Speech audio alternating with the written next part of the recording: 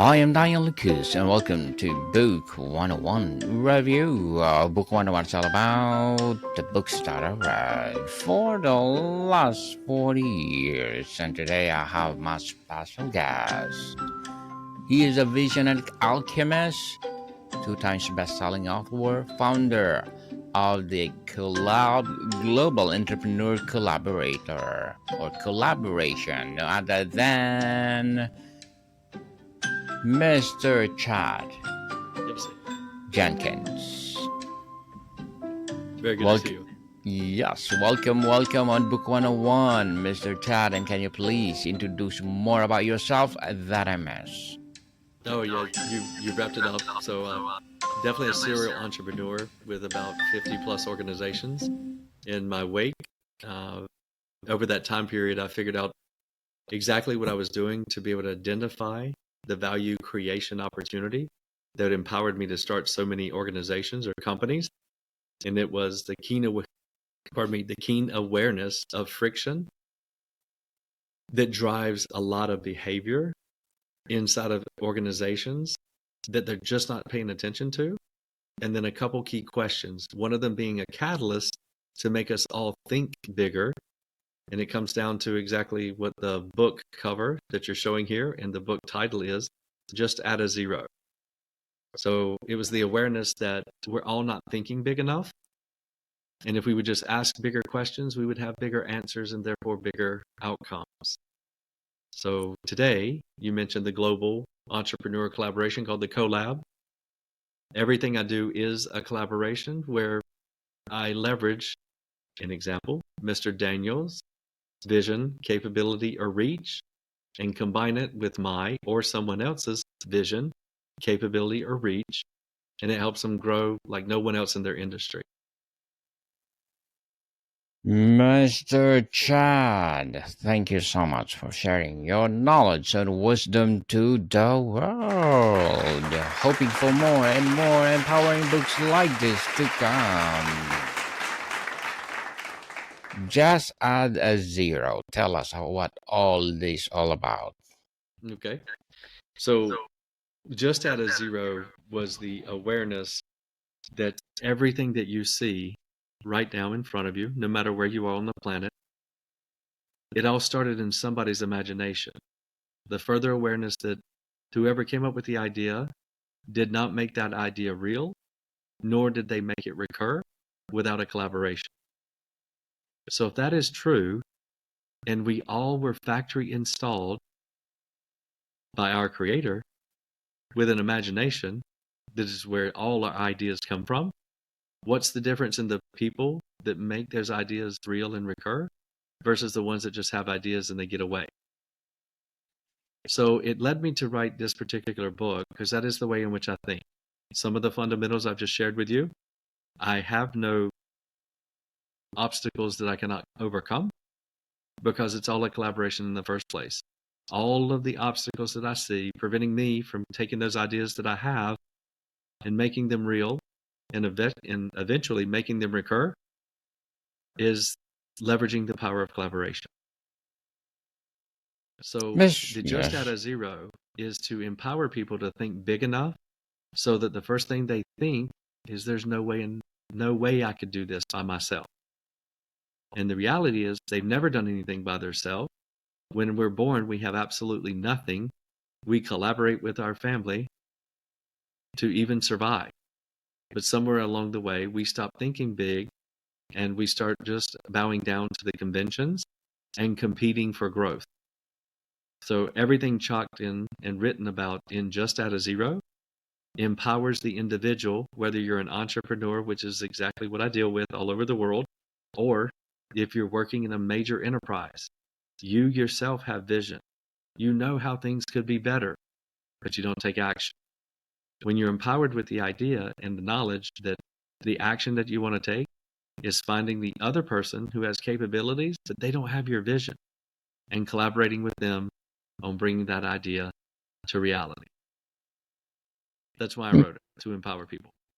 To empower people all over the world. And congratulations for doing that, Mr. Chad. Just Add a Zero promise exponential growth. Mhm. Remove this film suggests an obstacles, or what is this all about? And can you expound more? Yeah, so remove the film. I mentioned starting over 40 companies, or I'm sorry, over 50 companies. The remove the film. So, film, just like we all have had new iPhones, or perhaps you bought a new TV, or maybe you bought a new car. And on the screens, they have film. You can see the screen, but if you were to remove the film, the screen gets a lot more vibrant. That's the way in which I see the world. So the film word, FILM, in my world stands for friction, identification, leverage the market. So the friction, in another book, I have written about the three types of friction. It's in the book Friction Fuel. It is just as if you were to pull up to a gas station.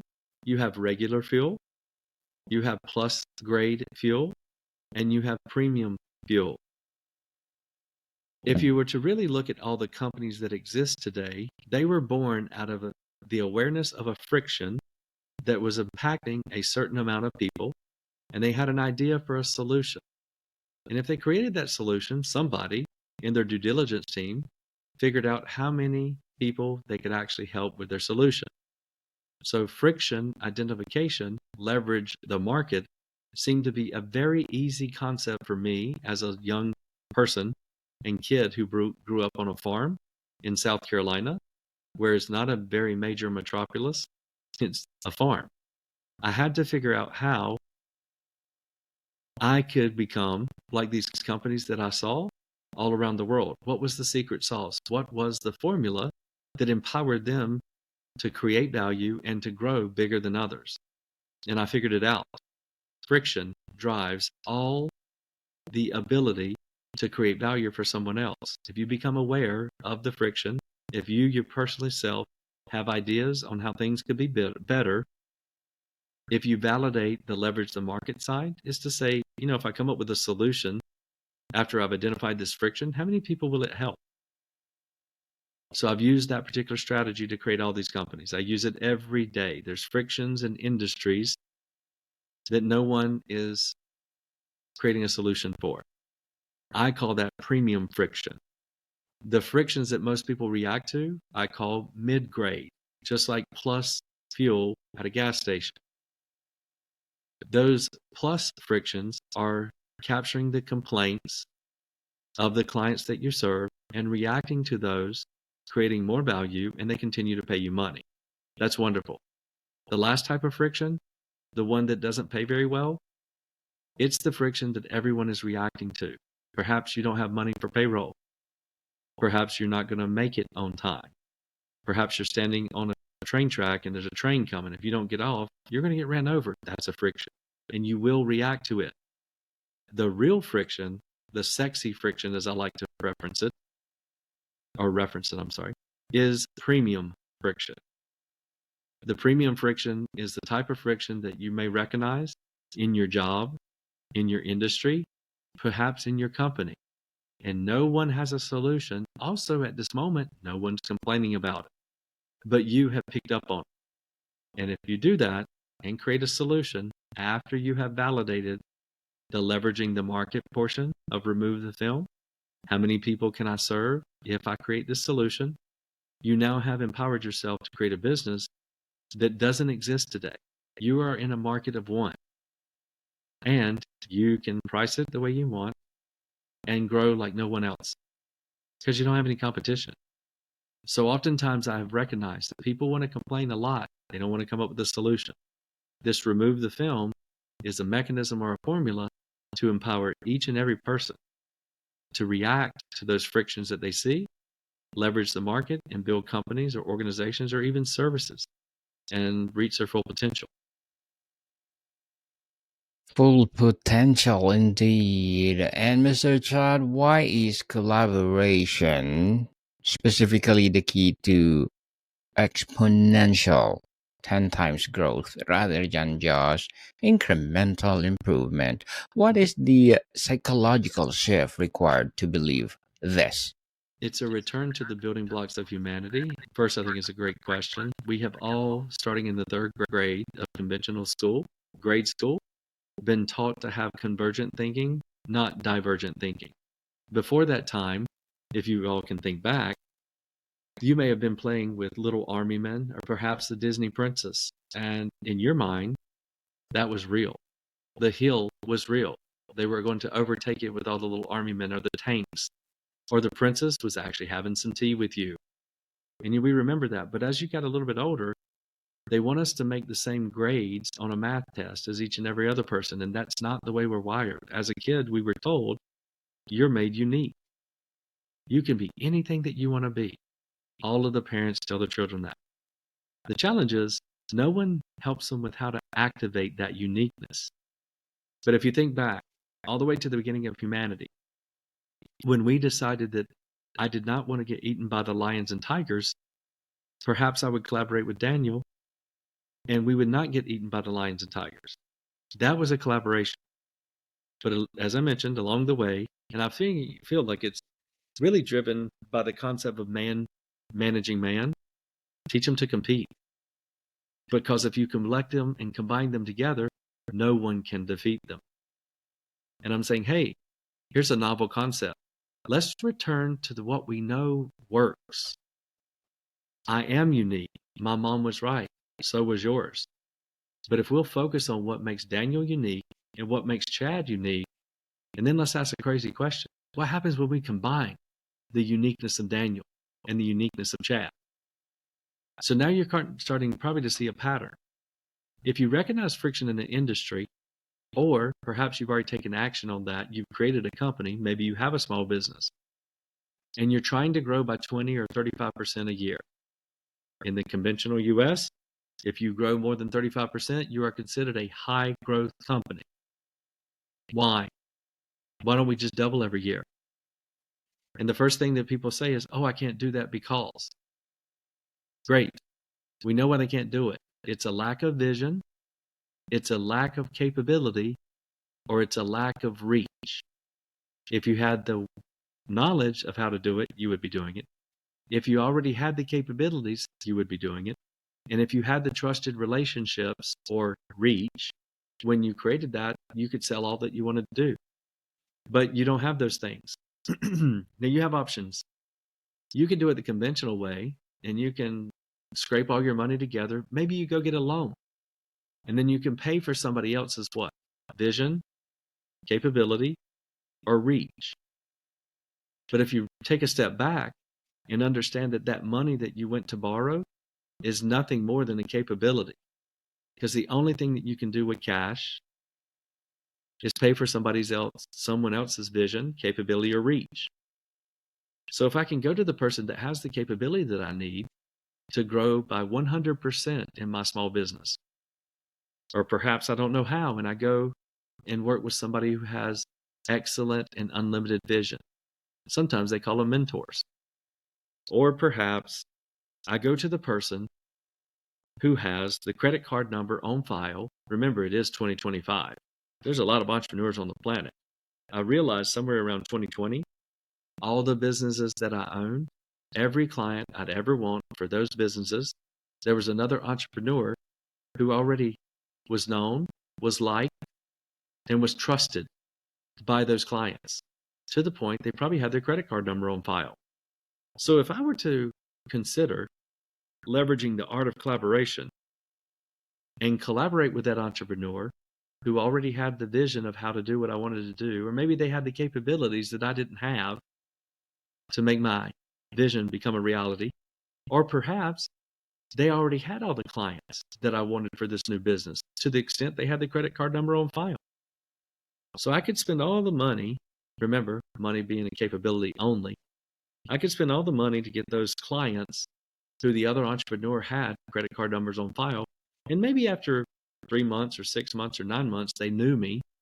And after another 3 to 6 or 9 months, they liked me.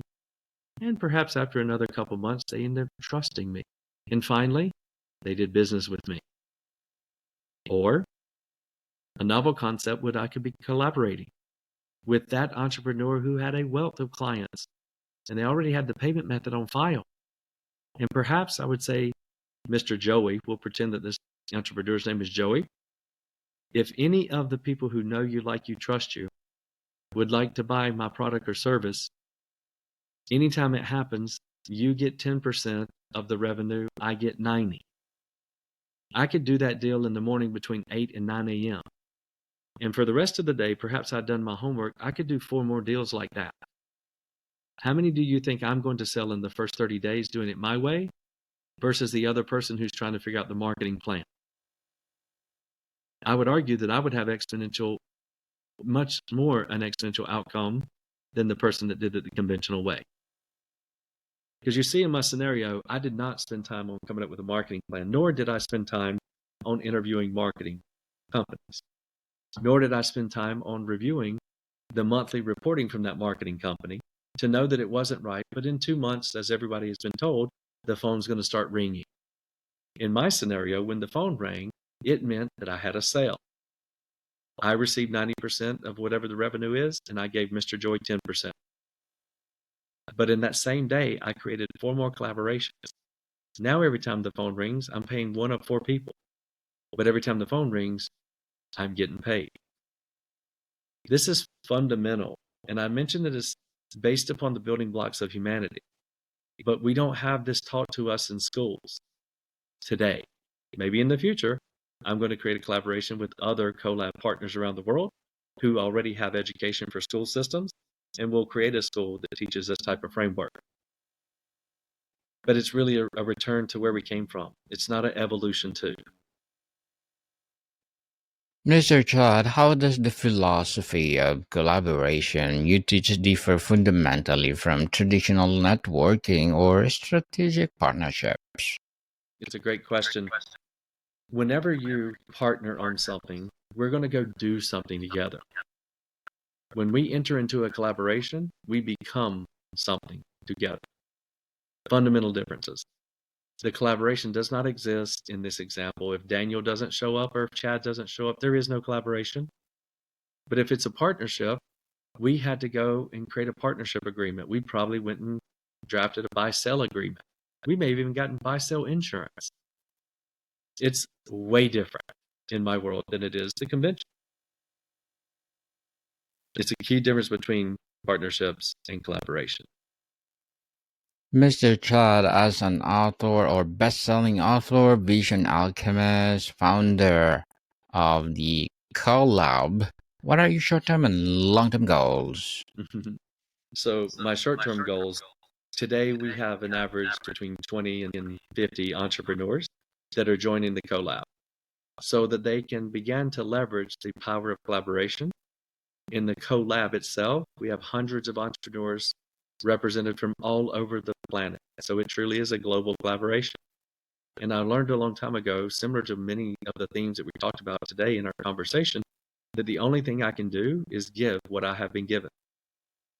So think about being in a room or a community with entrepreneurs who all have their own vision, capability, and reach that are showing up every day to help you create this idea that you have in the shortest time possible. So today, the short term is 10,000. The long term is to change and impact humanity, to evolve collaboration from a concept that everyone talks about to a culture that we live by. So we're growing at an exponential rate, which of course is we're drinking our own Kool-Aid, so to speak, and it is working. I just want to help others see how easy this is and to understand that you already have everything that you need. The only thing that you can do in life is give what you've been given.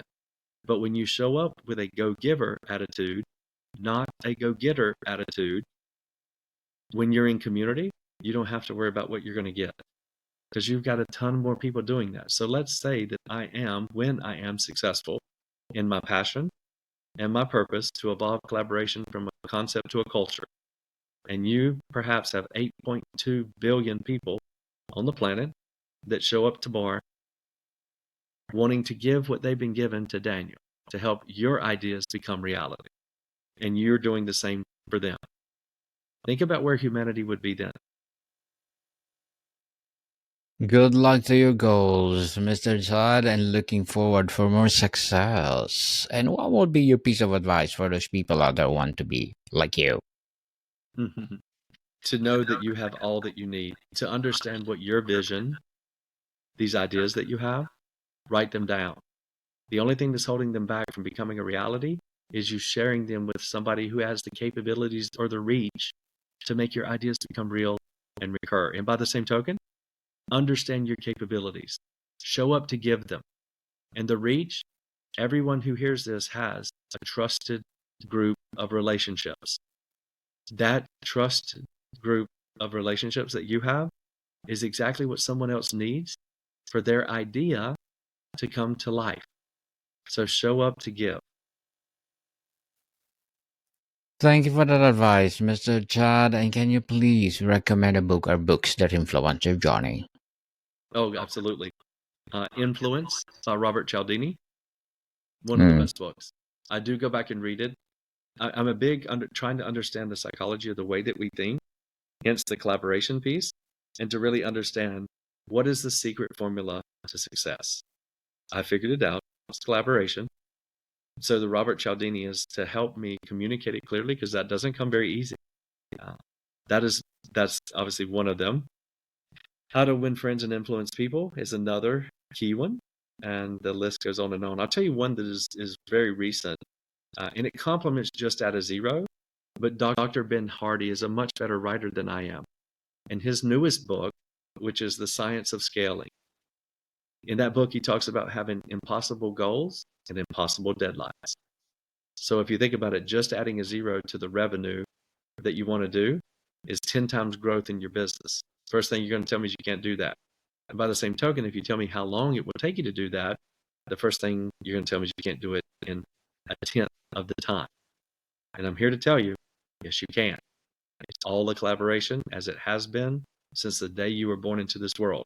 The faster you start embracing it and understanding it, the quicker you get to your ultimate success and reach your fullest potential. But those books are very influential. Thanks for asking. And thanks for the time. Yes, thank you for that recommended book, Mr. Chad. And